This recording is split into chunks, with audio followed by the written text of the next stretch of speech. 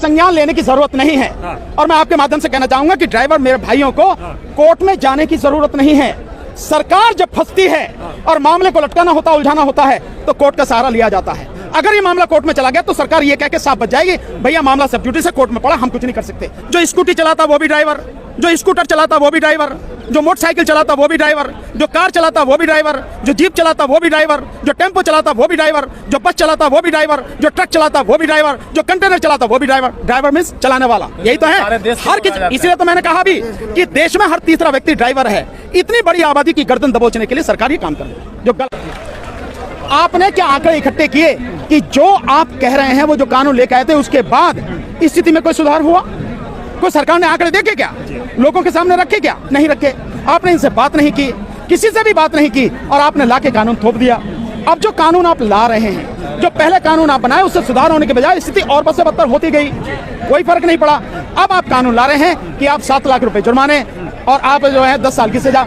ये केवल और केवल इन कमजोर और गरीब ड्राइवरों को और साथ साथ में इनके जो ट्रकों के, बसों के, गाड़ियों के जो मालिक है उन सबको, केवल एक को नहीं, इन सबको पुलिस के हाथ में शोषण होने के लिए आप छोड़ रहे हैं। आज पुलिस कोई भी होगा यार, जो अगर मुकदमा बन गया तो इतनी बड़ी सजा है, इतना बड़ा वो है, तो कहेगा यार निपटा ले मामला, निपटा ले मामला। उस निपटाने में जो शोषण होगा, 7 लाख रुपए की जगह कभी लाख रुपए में, कहीं 2 लाख रुपए में, कहीं 3 लाख रुपए में, कहीं 50,000 में, जिस तरह से वो वसूली होगी पुलिस के द्वारा और ट्रांसपोर्ट डिपार्टमेंट के द्वारा, जो आरटीओ, एआरटीओ वगैरह ये सब हैं, इनके द्वारा, उनके हाथों में इस जनता को आप पूरी तरह से मजबूर जनता को आप छोड़ना चाह रहे हो, ड्राइवर को छोड़ना चाह रहे हो। सरकार के कुछ लोग इसमें ये आरोप लगा रहे हैं कि अगर ऐसे ही देश में हर कानून का विरोध होने लगा तो कोई कठोर कानून इस देश में आ ही नहीं पाएगा। किस बात का कठोर कानून चाहिए सरकार को?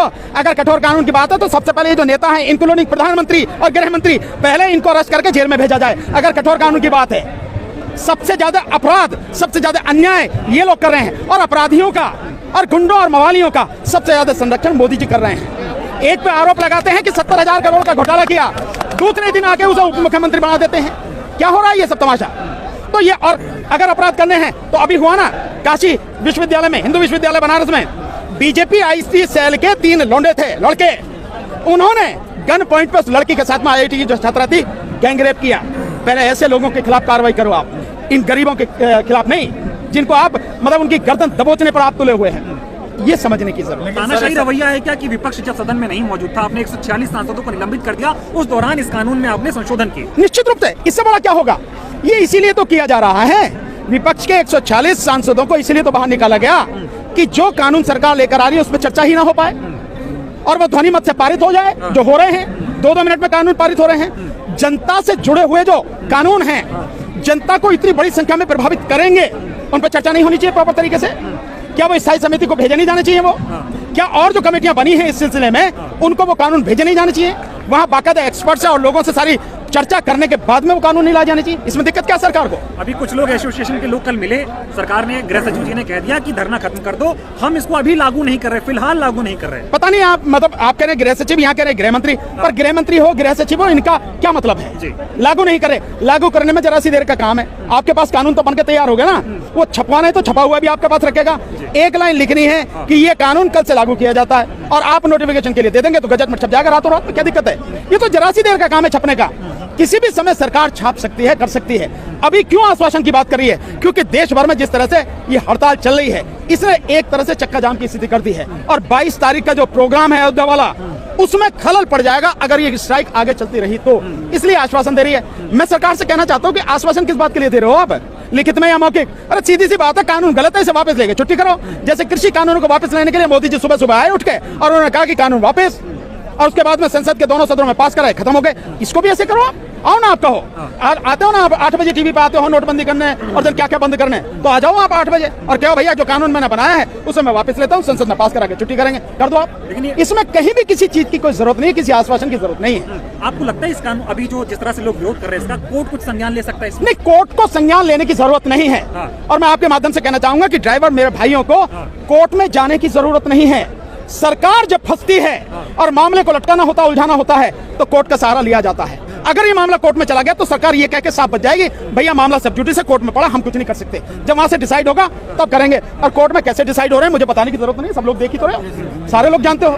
इसलिए कोर्ट में जाने की जरूरत नहीं है। लड़ाई सड़क पे है, सड़क पे लड़ो, जैसे किसानों ने लड़ी, जैसे एनआरसी का आंदोलन सड़क पे हुआ। आज भी एनआरसी कानून इतने साल के बाद, 4 साल के बाद सरकार की हिम्मत नहीं है जो लागू कर सके। यहाँ लड़ो ना, क्या दिक्कत है आपको? मैं कह रहा हूँ पूरे देश में चक्का जाम करना चाहिए ड्राइवरों को। अगर स्थिति केवल चक्का जाम करे तो उनको ध्यान में रखें, जो मरीज हैं, जो बीमार लोग हैं, जो एम्बुलेंस है, उन्हें ना रोकें, उनका रास्ता ना रोकें, उन्हें आने दें, उन्हें जाने दें, वो हमारे अपने ही लोग हैं, उन्हें दिक्कत नहीं होनी चाहिए।